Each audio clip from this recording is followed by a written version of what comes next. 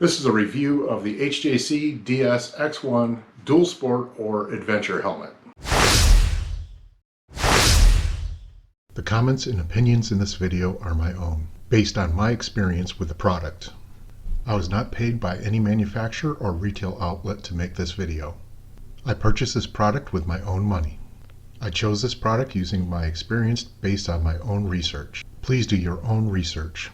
I am not a professional reviewer or journalist.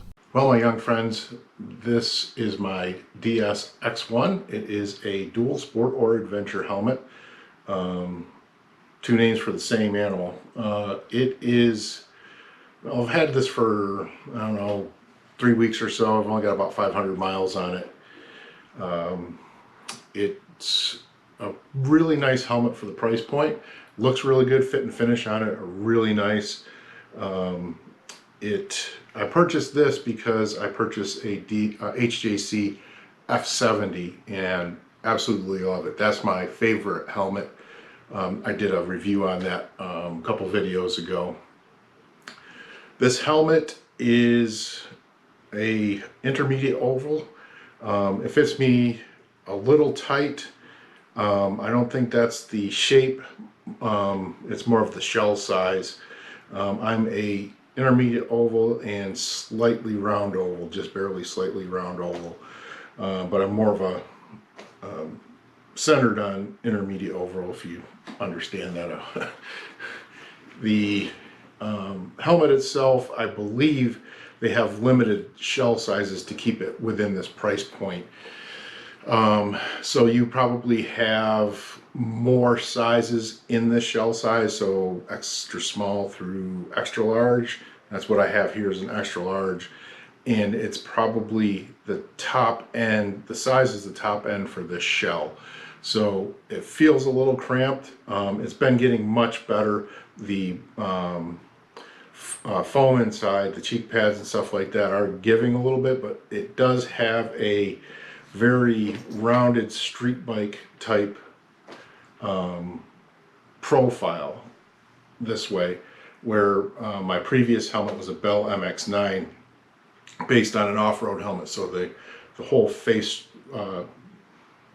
chin bar structure was further out. So once you put your head in there, it's pretty cramped, and then you put in a vlogging microphone. That's what this is. This is a ProShot GoPro mount.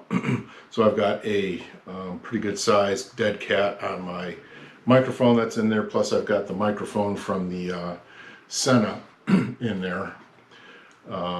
But it is still very comfortable. The shape, the foam in there, like I said, is broken in quite a bit, and it feels really good. It doesn't move around. It was a little bit beyond the normal tightness, but now it's easing up, and it's very comfortable. It doesn't move around in the wind. Speaking of wind, it's got good airflow. There's a closable vent in the front, which is awesome to have. My last helmet did not. It's got closable top vents up here, and then there's 4 exhaust ports in here, so you get really good airflow through the helmet. You can actually, because of the way I part my hair, I can actually feel that breeze going through there. And in 110, 112 degree weather, which I ride in, you really appreciate that. It's a good relief from the heat. And some of the reason of the helmet feeling tighter to me, and that could be just moving from a more off-road oriented helmet to a little bit more on-road oriented helmet, is it's really more aerodynamic, and especially the beak. The beak is a harder plastic, and it has a very good cross-sectional area where the wind can get through, so you don't get that. Sometimes when you're with some of the other helmets that have larger beaks with not as much open cross-sectional area, you get that beak lift, especially when you get gusts or you start riding at higher speeds. Highway speed here, legal highway speed here is 75 miles an hour, and it's not even like having a beak on there. I do like riding with a beak. That's why I do continue to use a dual sport or adventure helmet, because I ride off-road, it does deflect, you know, branches and brush and stuff like that, but in really sunny sunrise, sunset, stuff like that, where the sun gets in your eyes, you can just tilt that beak down a little bit and keep the sun out of your eyes. Speaking about the sun, this does not have a flip down sun visor in there. That's why I've gone with the dark smoke. And for low light conditions, if I'm taking off really early in the morning, I've got a pair of Z87 safety glasses that I use them for work anyway, so just tuck them in a pocket somewhere, and I'll use those until it brightens up enough, and I'll pop this down. It's not terribly dark. The detents on it are pretty good. I mean, they're right in there. There's only very few. That's the first one. It's a little bit more than I'd like to see, but it's not bad. It still covers your eyes and gives you a lot of airflow. It does have the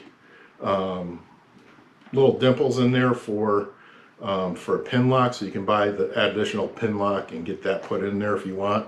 I don't have a reason for it. There is a small rubber little deflector there to keep your nose from fogging up the windshield. There is an add-on, I don't have it right here, but there is an add-on chin curtain. It does have the antimicrobial foam pads inside. There is a pretty decent rubber gasket where the visor meets up, and pretty much that's it. It's a little bit heavier than the F70, but it's lighter than the MX-9 that I had before. Really nice off-road, really nice on-road. I want to put some more miles on it and get a really good in-depth review, but this is really just an initial review. I've had it for a short period of time, 500 miles in just a few weeks. So really, it's a nice looking helmet. I think this is titanium, something like that, titanium something. Really nice color. I didn't want to go black, and I'm not a white helmet fan, which would be better in the sunlight conditions. There is an adjustment on the beak. You can move it back pretty far, but that's kind of, I don't know. If you move it back, it wouldn't be useful. And at the lowest setting, it looks a little bit high, but I don't think I would really need it any lower. But other than that, it's a really good quality helmet for the price point. It is optically, the shield is optically corrected with these bumps down here. It gives you good purchase for either hand, being able to move the helmet up and down. But highly recommend it so far. Super good helmet, looks good, really nice, and you know, it's comfortable. So so far so good. We'll see how she holds up. I appreciate you watching. Please comment, subscribe, like, and share. Adios.